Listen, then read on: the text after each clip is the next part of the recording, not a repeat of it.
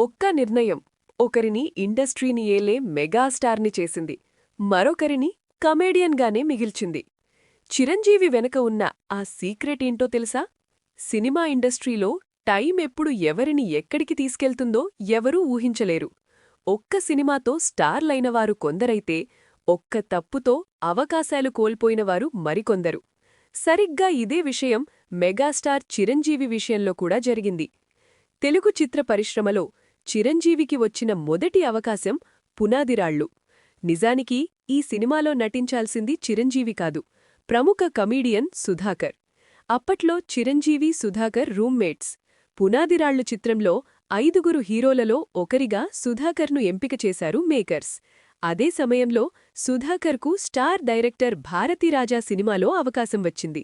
దీంతో పునాదిరాళ్లు సినిమాను వదులుకోవాలని సుధాకర్ నిర్ణయించుకున్నారు. అయితే డైరెక్టర్లకు నో చెప్పడానికి భయమేసి తోడుగా చిరంజీవిని తీసుకెళ్లారు సుధాకర్.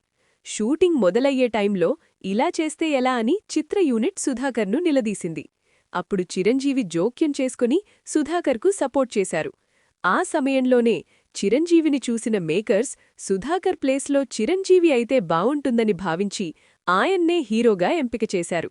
అలా అనుకోకుండా వచ్చిన అవకాశాన్ని చిరంజీవి అందిపుచ్చుకుని మెగాస్టార్గా ఎదిగారు.